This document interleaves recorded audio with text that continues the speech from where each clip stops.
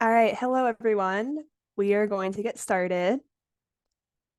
My name is Lily Slavin, and I am one of the Charge Syndrome Foundation board members. Welcome to this month's Ask the Expert session. This is a series that we host about once a month in which we bring in experts in the field to share their area of expertise. Tonight, we are going to be spending time talking with a panel of physical therapists from Perkins who are going to share their knowledge about how charge syndrome impacts participation at home and at school. They're going to start with about a 30-minute presentation, and then we're going to spend the rest of the time with a question and answer. A lot of you already submitted questions ahead of time, so we'll make sure to try to get to those. And if you have other questions, you can put them in the Q&A box at the bottom of the screen. Tonight's session will be recorded and will be available on the Charge Syndrome Foundation website. And links to resources discussed will also be shared in the chat box, including the presentation from today and a really awesome resource that the presenters put together. So that being said, I will turn it over to our presenters to start to introduce themselves.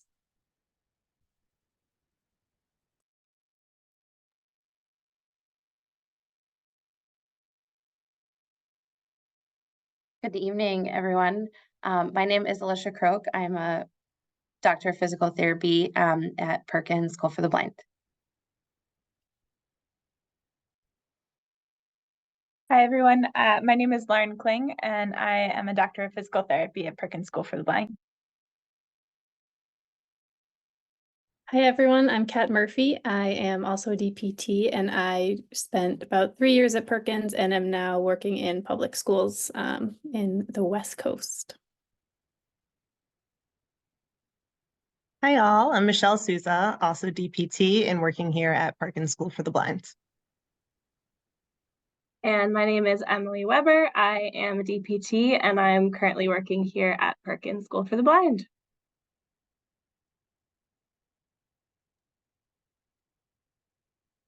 We are really looking forward to talking to you all about how charge syndrome impacts the participation of children at school and at home.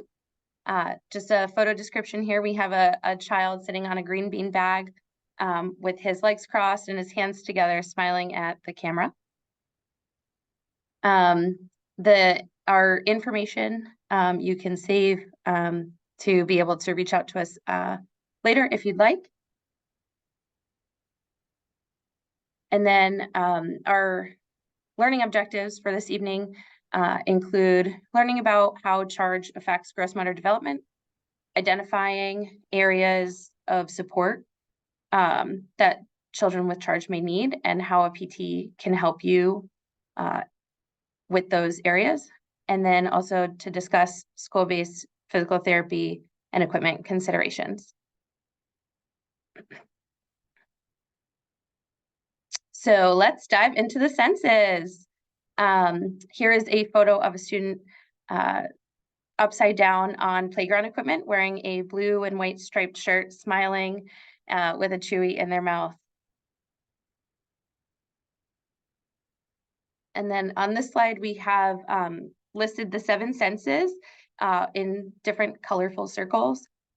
So we have vision, hearing, vestibular, smell, taste, touch, and proprioception.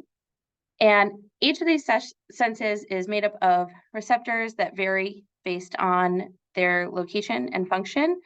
For example, the vestibular system is in the inner ears and is made up of the semicircular canals, which have fluid and hair cells inside. So the hair cell receptors send information to the brain about the head position and movement of the head through space. And differently, the proprioceptive receptors are located within the muscles and the joints of the body and send information to the brain about what position those muscles and joints are in. So information from each sense is sent to the brain in order to help us understand our bodies within the environment as well as the world around us.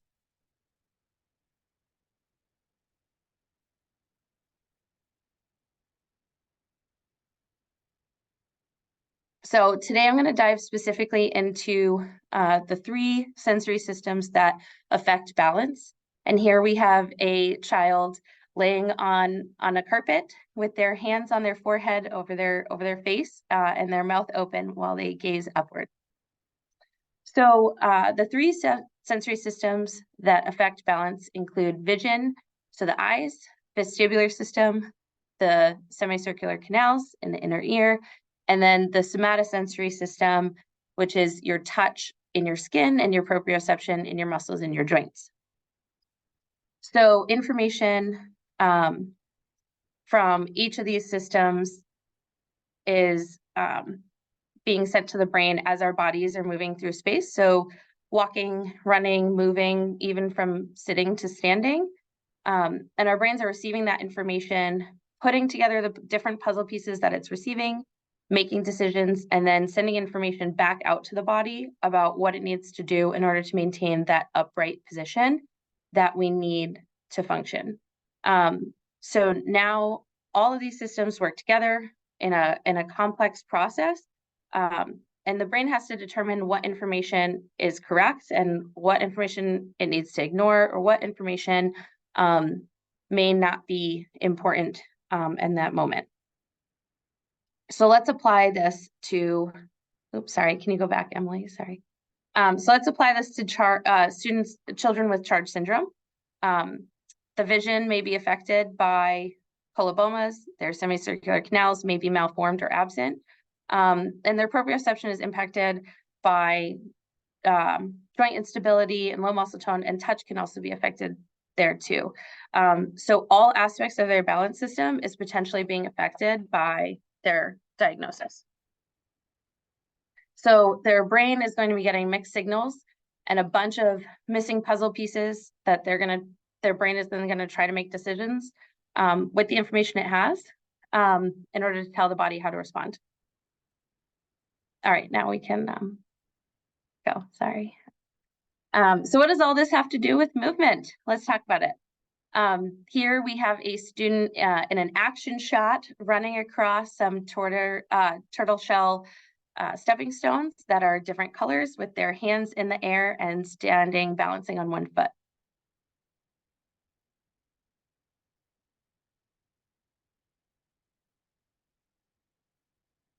So the impairments that we see in children with CHARGE syndrome can often lead to impairments in motor development. It takes more time for children with CHARGE syndrome to move because the brain's getting a bunch of information that's hard to interpret. It may be incomplete. It may be like disagreeing with each other, the information that it's getting from the different senses. So it's tough to interpret. It also takes some extra motivation to move because the child may be getting less input from their movement, from the proprioceptive and touch senses. And then also the brain might be receiving less information about what their body is doing. So that vestibular system, like how the head is moving and whatnot. So it can make learning new skills and motivation to move very difficult too. So what can we do about it? Well, we can try to help the child with CHARGE syndrome be more confident. We want to give them extra time to feel their body, to know where it is in space, to give their brain that time to process all of the information that it's getting. We want to allow the child with CHARGE syndrome to kind of move at their own pace and get assistance as they need it. We want to make sure that we're not creating a fear of falling or a fear of losing their balance by rushing them or forcing them to do something that they might not feel comfortable with.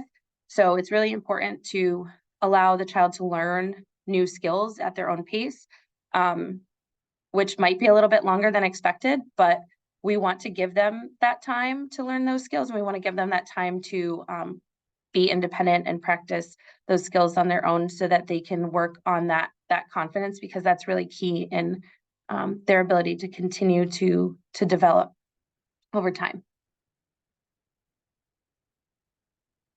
The next two slides really go hand in hand. So I apologize if I end up repeating some things later. But the first slide here is, it's going to highlight some physical characteristics of CHARGE syndrome. And the next slide is going to highlight the impact of those physical characteristics. So here, first we might talk about low muscle tone. And so if we have a child with low muscle tone, we might see slow muscle contractions.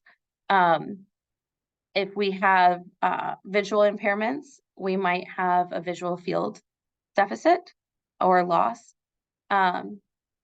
One of the skeletal anomalies that we see a lot with students with CHARGE syndrome is the rounded upper back and shoulders, bringing them forward.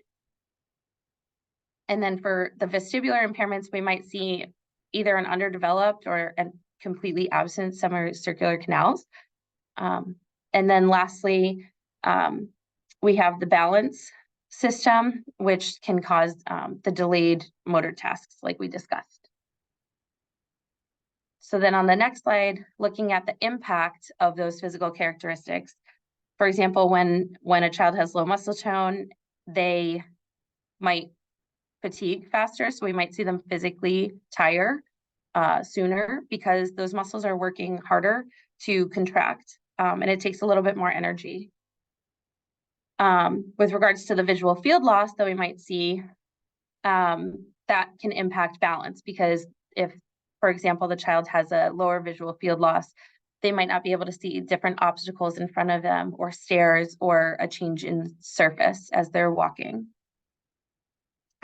Those rounded shoulders that we might see in the skeletal anomalies area may make it really difficult to raise arms. So putting a jacket on a hook or placing a book on a shelf might be really difficult for them.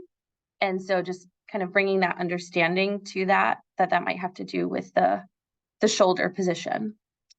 The vestibular impairments affecting balance because of the semicircular canal may create a difficult situation for the child to hold their head in an upright neutral position. So sometimes you might see head to the side or head down, or even the whole body leaned to one side in order to compensate for those changes. And lastly, the biggest things that impact balance is the impaired balance is the fall risk. So having that high fall risk, and then that balance confidence piece, and making sure that we are supporting the children with CHARGE syndrome in their ability to be confident in their skills. So in addition to all of those considerations that I went over, there are many more.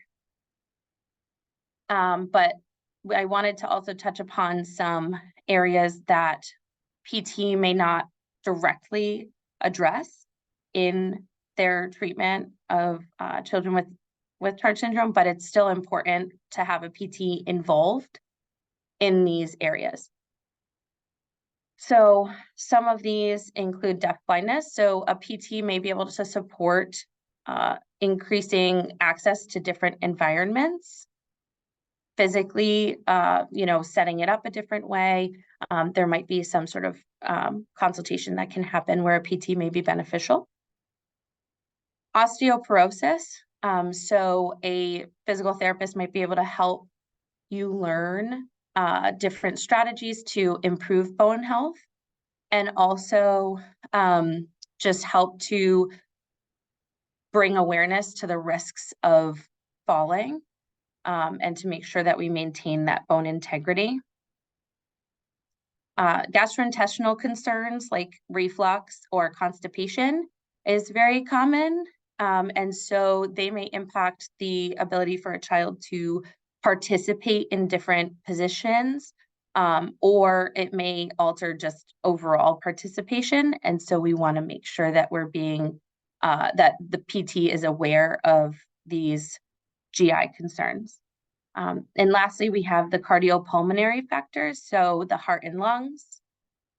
And we want to make sure that the PT is a part of that team to be able to help determine what level of exertion the student can participate at. And we can do that through monitoring vital signs to make sure that the child is working at an optimal level. Okay. So now that we have laid some awesome groundwork here, we're going to start talking about some specific areas that PTs lead the charge on. And here in this image, you will see a PT walking with a student. They're holding hands and walking outside on the grass.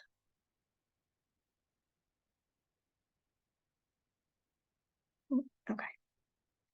All right, so one of the big areas that PTs really focus on is positioning. Maintaining upright posture can be really hard work, excuse me, for children with charge. Because of all the things that Alysha has talked about, the low muscle tone, potential developmental delays, skeletal anomalies, all of these factors can make it really difficult to maintain upright posture throughout the day. So some things that we want to focus on and think about, frequent position changes are very important for skin integrity and contracture prevention. It's very important that we are making sure that we're changing positions often throughout the day. And there are various types of equipment that can support this positioning. You might be familiar with standers and gait trainers, but I also want to highlight that even some smaller things can be really helpful for supporting position changes. Things like wedges, pillows, alternate seating like bean bags. These are things that are really important to have around to make it easy to change positions often. And then PTs also help with specific interventions to address range of motion limitations and to support maintaining good posture throughout the day. This can be things as simple as where materials are placed. It can be stretching programs. So those are things that you really want to defer to your PT for those specific interventions that are specific to your child. Another area that is very important to PTs is endurance. So as you can imagine, with low tone, balance challenges, coordination challenges, all of these things together can impact endurance.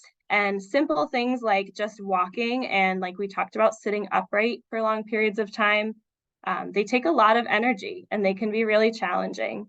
So PTs can really help with finding the balance between encouraging that movement and conserving energy throughout the day so that we're not expending too much energy and becoming fatigued. So those strategies to manage energy levels are really important. Rest breaks are very important for children with charge. So we want to make sure that we are really thoughtful when we're planning out activities, whether that's at school or at home, and making sure that we have enough rest breaks built in. Positioning is very important to support that postural endurance.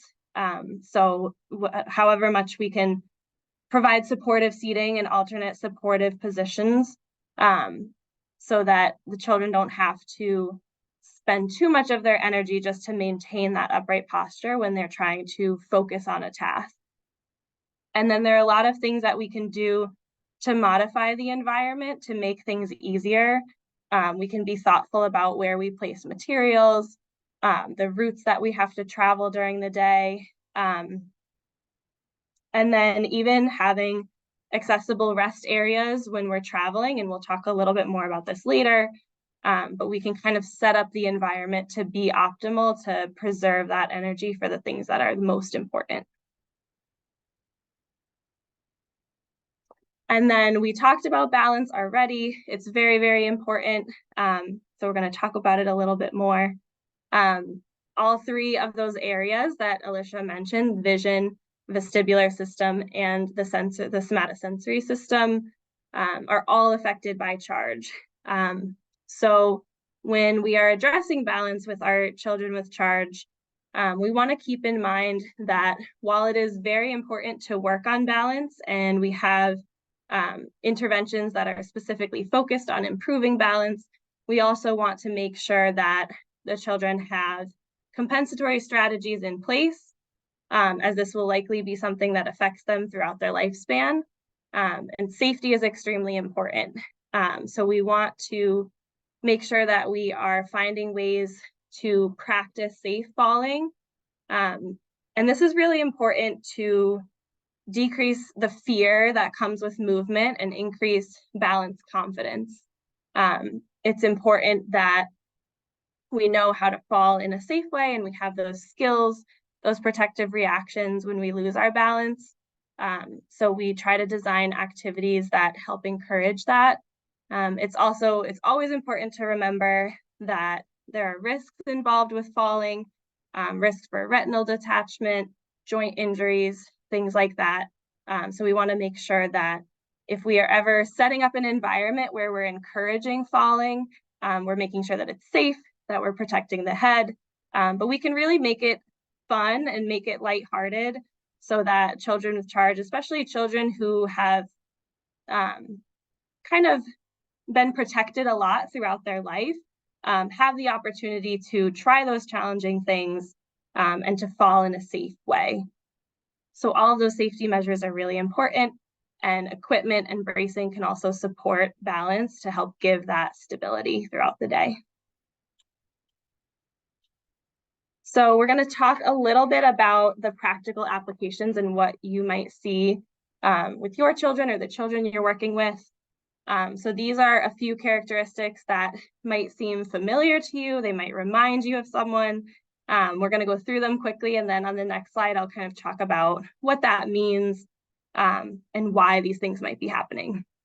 So you might notice small steps and using a lot of caution while walking or negotiating the stairs. You might notice high intensity sensory seeking behaviors like stomping, rocking, spinning. You might notice getting tired quickly and needing a lot of rest breaks. Flopping to the floor is a common one that we see a lot. Difficulty with transitions in and out of a chair or onto and off the floor. And then different positions and postures throughout the day that might be different than what we're typically used to seeing. So what can some of this mean? If we're seeing small steps and using a lot of caution while walking, this can lead to having slower transitions between locations. And a lot of times that can be disruptive to the day, whether it's the school day or whatever activities are happening at home. So that child may need human guide or handheld assistance to help give them that confidence to be able to travel at a faster speed. If you're seeing a lot of high intensity sensory seeking behaviors, that's that child telling us what they need from a sensory perspective. And so it's important that we hear those needs and that we build in increased time during the day for sensory activities that are meeting those needs, especially right before we ask the child to participate in something that might be challenging or that might require them to sit still. If we're noticing a lot of fatigue, it might be helpful to plan out routes between destinations. Find the shortest route from point A to point B, and potentially even put a chair or somewhere to rest in the middle so that that child can stop and take a break. Flopping to the floor, a lot of times, just simply walking is really, really challenging and is not always super motivating in and of itself. So a lot of times we just need to make it more fun. Music, dancing, singing, things like that can a lot of times just make the activity of walking in and of itself more fun and encourage children to participate. If a child is having difficulty getting up off the floor, we really want to try everything we can to encourage that child to be able to do it themselves. So we can bring in a chair, we can bring in a bench or other stable surface for that child to be able to push up off of. And that's going to be so much more beneficial than just lifting or helping a child up off the floor. And then a lot of those abnormal positions that we see throughout the day, they may indicate a need for bracing or for more supportive seating if the child is having difficulty staying upright in the seat by themselves. But it's also important that we encourage those position changes. And so if we need to change up the seating surface or we need to change up what position that child is in, allow them to stand, we want to accommodate for that as much as possible. So one more thing that I will touch on that's really important here is just that we all work together as a team. And it's really important that we rely on each other and that we help each other as much as possible. I've listed out here on the slide just a few other disciplines that will also address the same things that we've talked about in this presentation that have a lot of overlap with PT. But there's even many more disciplines than this that are likely on your child's team. And it's very important that we communicate with each other. Family, caregivers, and friends are a huge part of that team. And so it's really important that any conversations we're having, that you are involved and that we communicate as much as possible so that we can create that seamless transition for the child between home and school and the community, any other activities that they might be participating in.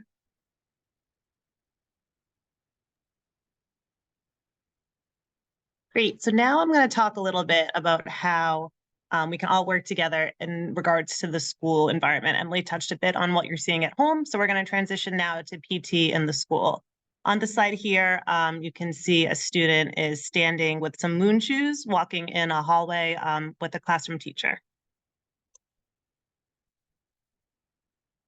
So starting off, school-based PT, just how we define it. A lot of you are probably familiar with PT. You may have received it yourself, maybe in the hospital, which we call inpatient, or maybe an outpatient setting, recovering from an injury, or maybe if you were having some back pain or something. It's a little bit different for school-based PT. The primary purpose for education, for school-based PT, is educational access. So that's physical access to their school environment and the educational framework. That could be something like accessing the building, meaning stairs or walking through the hallway, participating in activities on the playground, sitting in a classroom, or maybe transitioning from their school bus into the school building. It is an education model, not a rehab model, which is a perfect example of that is that we have ongoing services instead of episodic care, meaning you could have a child who's typically developing and falls and breaks their leg, and now has a cast and has to use crutches around school. That is not something that a school-based PT would address. That's episodic care. And really that child is still accessing their environment independently. It just looks a little bit different. So that's not something that school PT would do. School PT instead is through the IEP framework. So we're always focused on promoting independence, but that is more than just mobility. That includes positioning support, equipment, bracing needs, consult services, and a few things more that we'll address in future slides here. So service delivery for PT is just how often and how your child is receiving services. So as PTs, we are always promoting independence. So we provide in the least restricted environment possible. So that could be a consult or direct service. In consult, the recipient of the PT is not actually the student, but it's actually the professionals working with your child. So it's education, training, helpful hints, things that PTs can provide to these professionals to help the child reach their goals. On the other hand, direct services is that direct interventions that a PT is providing to a student. So that would be reflected in the IEP with a goal or objective benchmark. There can be push-in or pull-out services, or both. Push-in is where the therapist would meet your child in their environment. So that would be in a classroom, maybe during a lesson like morning meeting or during a gym class. Pull-out services, on the other hand, are when the child is removed from their typical educational day and pulled out to do individual or group treatments where those those interventions are provided directly to them outside the classroom.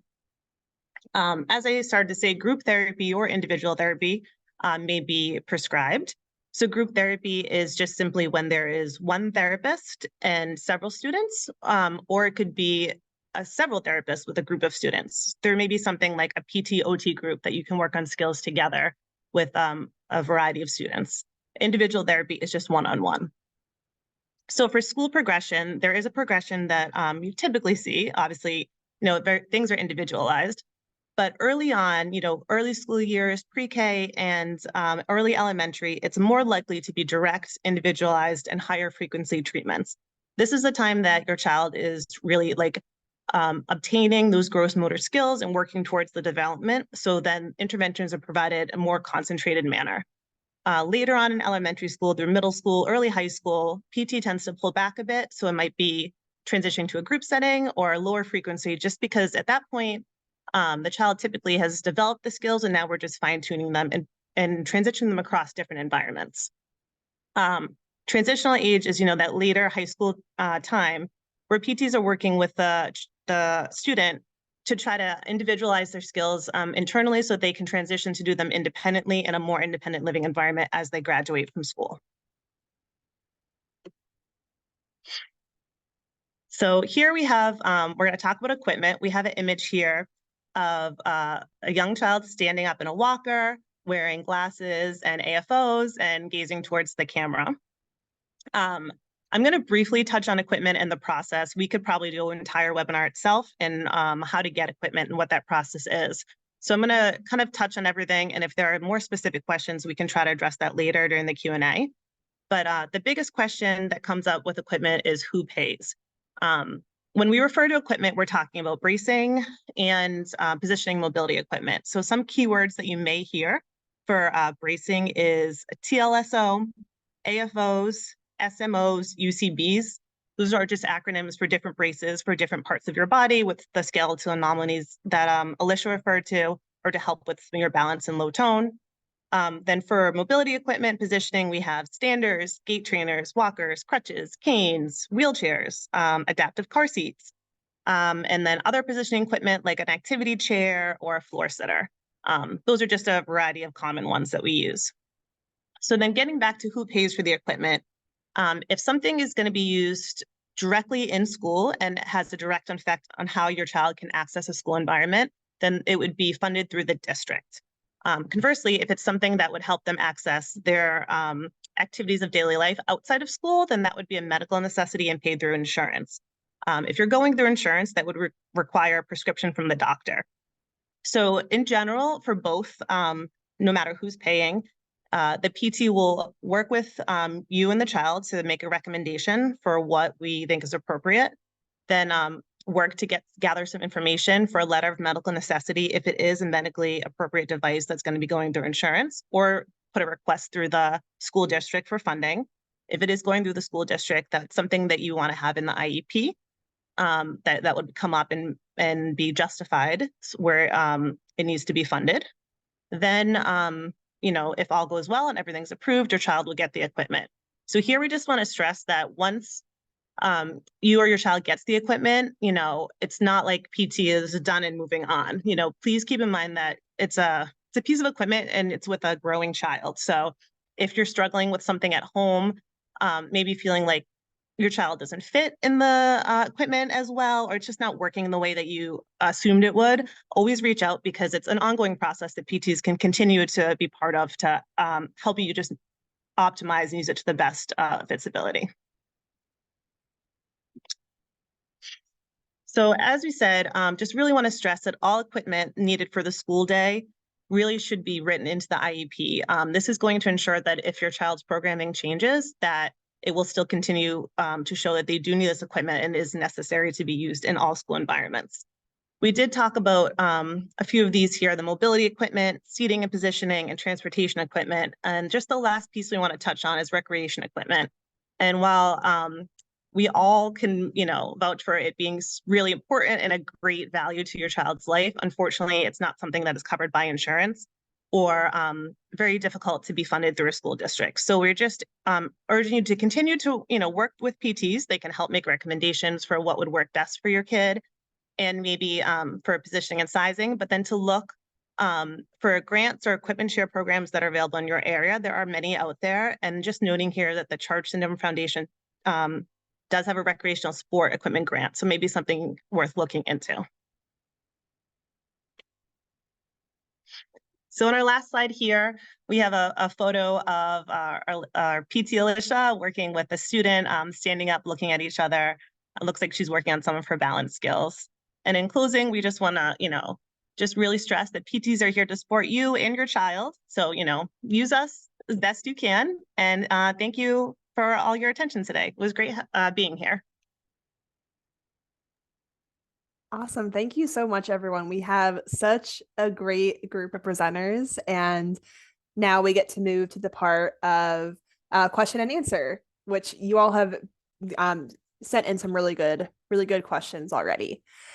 So give me 1 second. I'm just going to change the spotlight to the folks who are going to be doing more of the question answering. Here we go. Okay. So I want to start out with some of the questions that came in throughout the presentation. One of the questions was to support muscle development, could equine therapy benefit individuals with charge?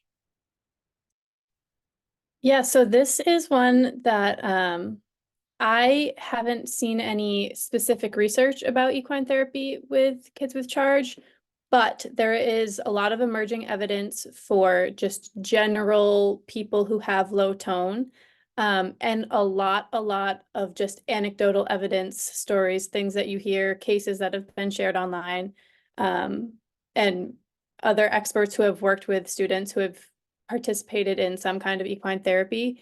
And so far, all that I've heard has been really beneficial.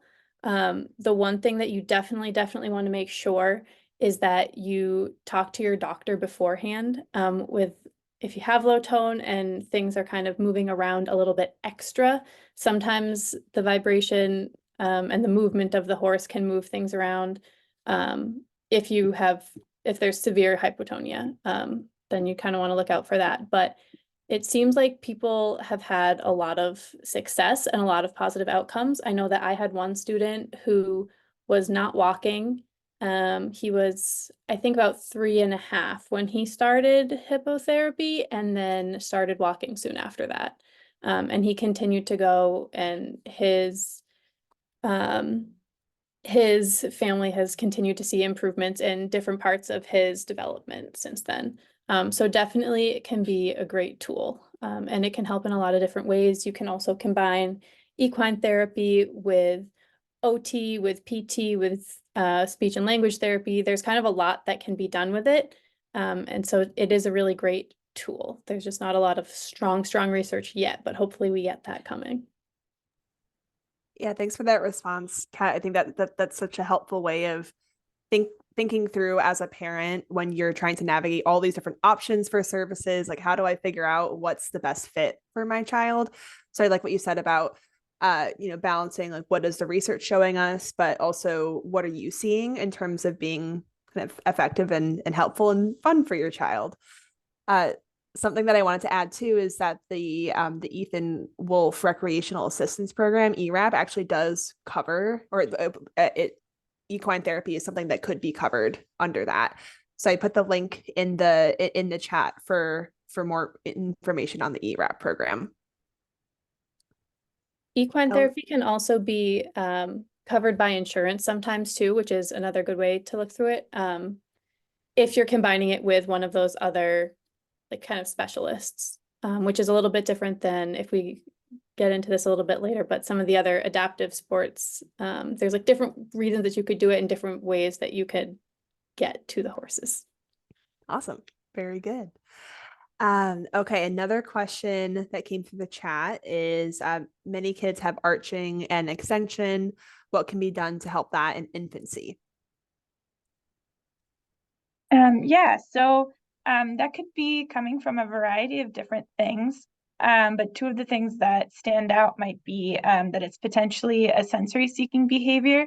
So how it was talked in the presentation about that kids might put themselves into different positions in order to get that feedback. We have a lot of sensory receptors in our neck. So if they're putting their head back and arching, then they're getting that pressure and that proprioceptive input through their neck and their whole body. And it could also be a lot of individuals with charge have gastrointestinal discomfort. So it could be that they're trying to move away from pain to avoid that abdominal compression. So with a lot of the things that we do, when we look at something, we really want to know the why behind it. And that can be a little bit hard to tease out at times, but those are just looking at it from a charge syndrome lens to possibilities that could be impacting really causing that behavior. Thanks, Lauren. So I just noticed that someone said in the Q&A that you're not able to see the chat as a participant. So we'll make sure that any of the resources we're talking about, we'll put in the, we'll either send out an email or put on the website after the fact. All right, another question, and you're gonna have to excuse my pronunciation on this. Experience with Spio suites. Spiosuits. Okay, there we go. I'll let you take it. Yeah, so those are for people who aren't familiar with them. There's a few different types. Spio is one brand of sort of like a neoprene compressive garment, and it can be vest, suit, body part, limb. It can kind of be anything. So this is one that I actually don't have a lot of personal experience with. I had a lot of students who, when I started working with them, had a history of using them, and then through conversations with their team and their parents, it kind of just came out that they weren't really helping, so we kind of don't do it anymore. Or there were some who still did do it, and it was because they were seeing the help from it, and they kind of continued with that. Again, not a ton of charge specific research here, but generally for sort of anybody with low tone, the research is basically anecdotal. It's saying that there's nothing that's definitely going to make this help, but there's a lot of stuff that also says, for a couple different reasons, it might help. So it's definitely worth trying, especially for the young ones, where you're kind of trying to figure out what works and what doesn't. It can basically give you just a little bit more information. It's sort of like when you see the tight postures or the funny positions that are the child giving themselves more proprioceptive input. The suits can help a little bit to do that too. It can also be if a little bit of a different sensory information, if they're looking for deep pressure, the suits can provide a little bit of that.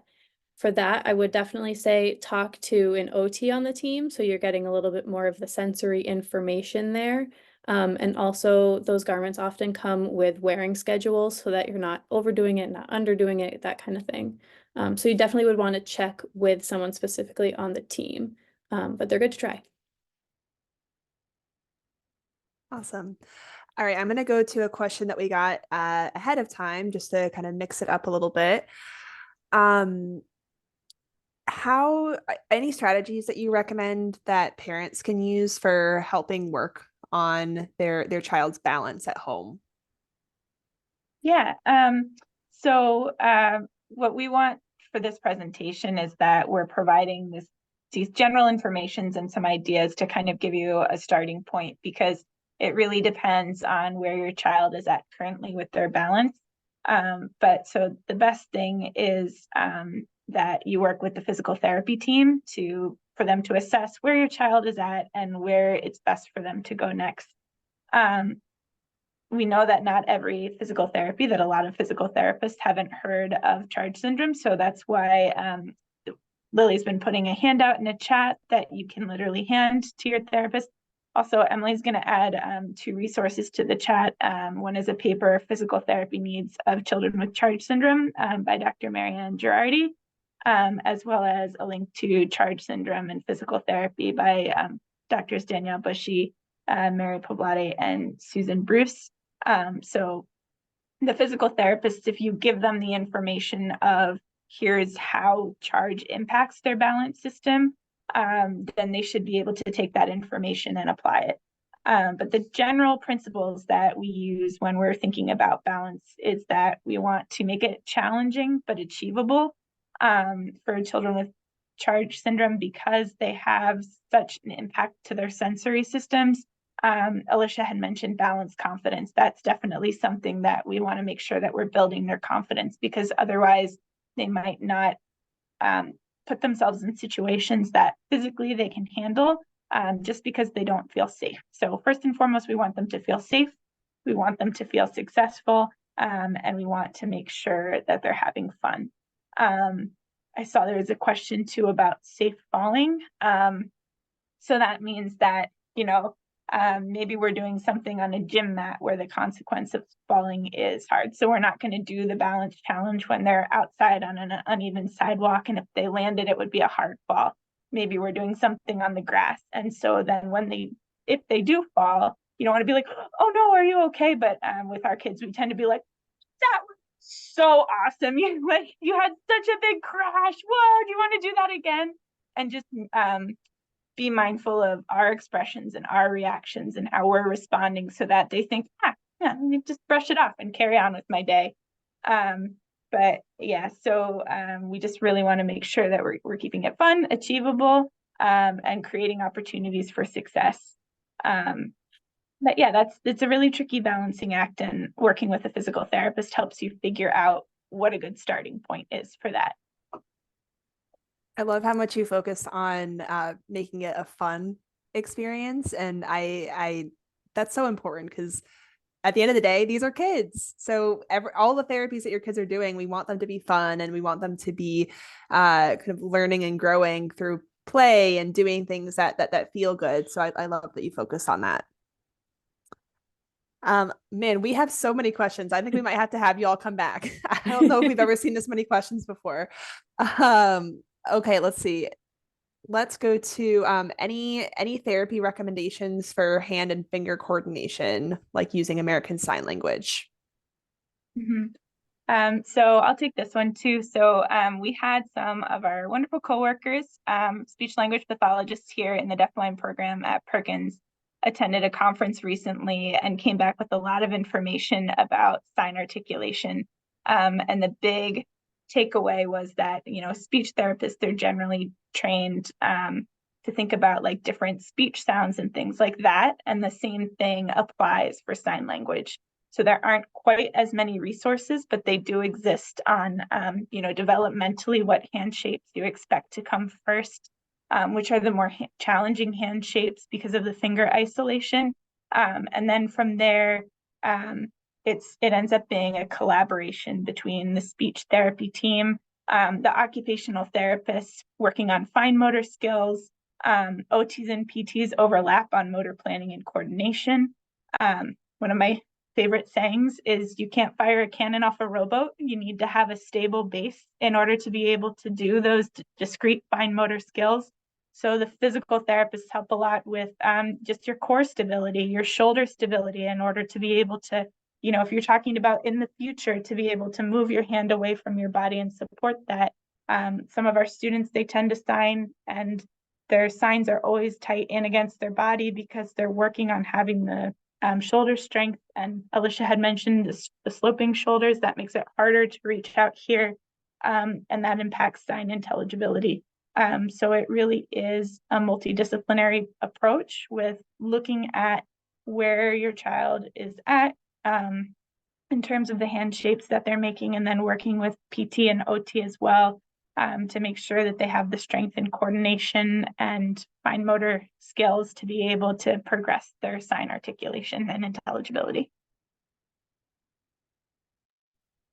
Love the promotion of the interdisciplinary collaboration. As everyone here knows, that is so important for all of our kids.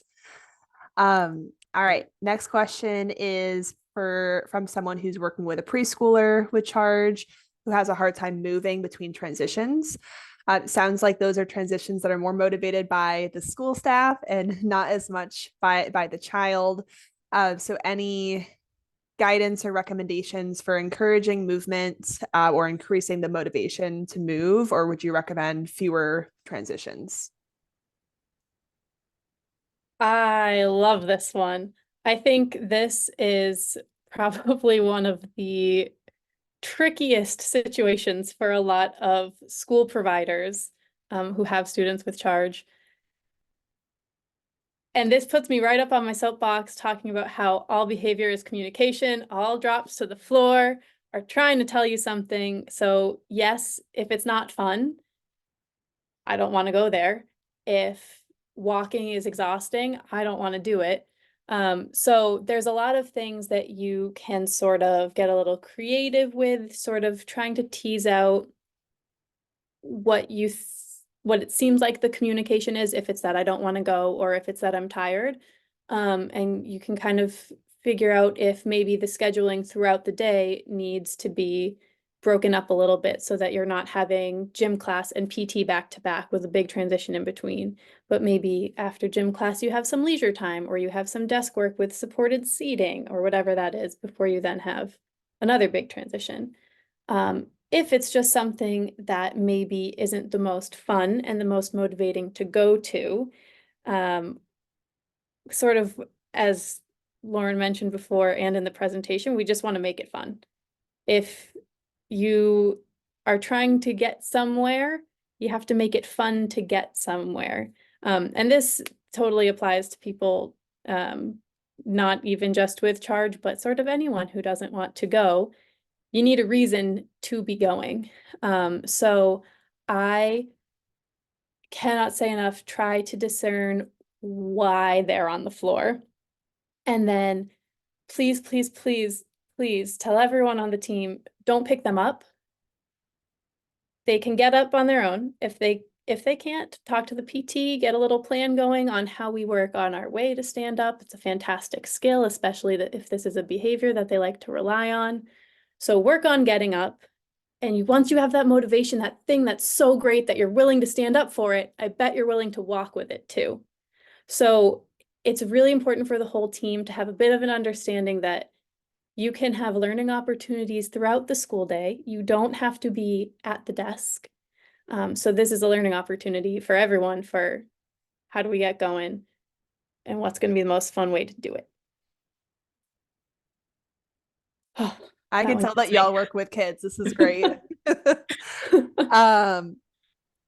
Okay, another question is this person works with children who present with self-injurious behavior, often works collaboratively with providers to prescribe and manage protective equipment such as arm guards and helmets.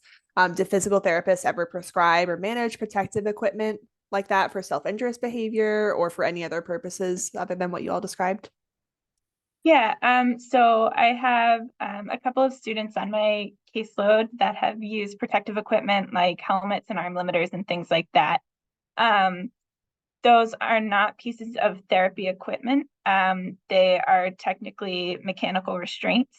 And so at Perkins, that process goes through our restraint committee and requires a medical doctor's prescription.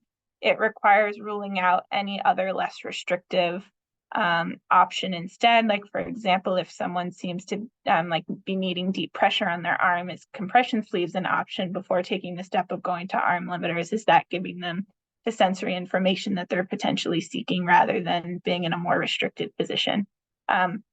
Once it's gone through approval through the restraint committee and that's been determined that medically that's the safest and best option for them, then yes, physical therapists or occupational therapists can be involved. The OTs are definitely involved in the input from the beginning with trying to determine if there's a sensory component that can be addressed in another way.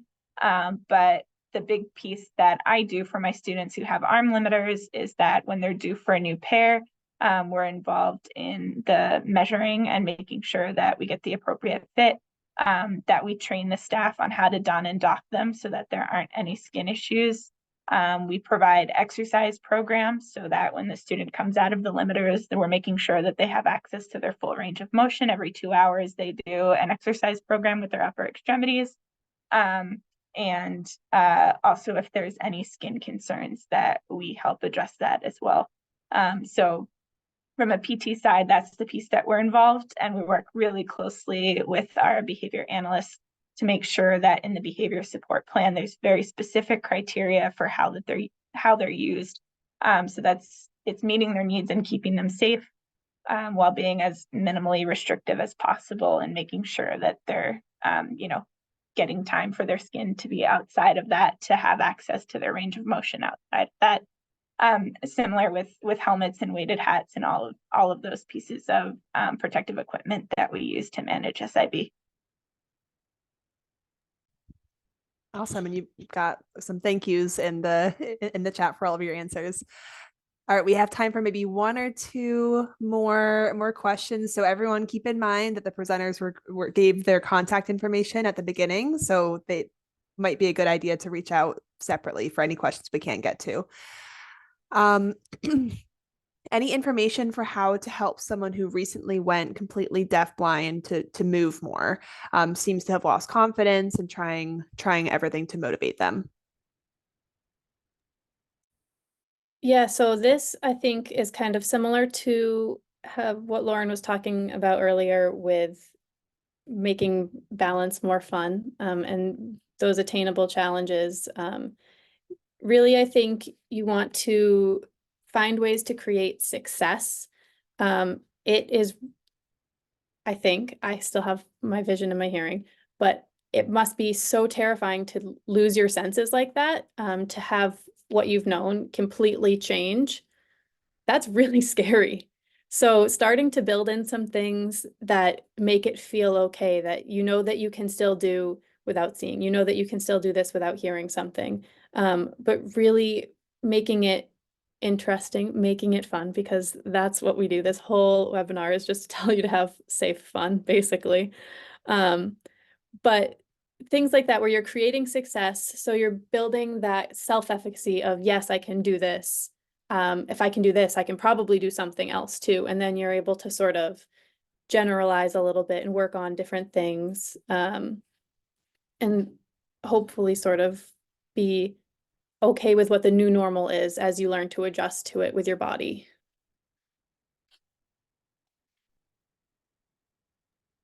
And I also wonder with that if there's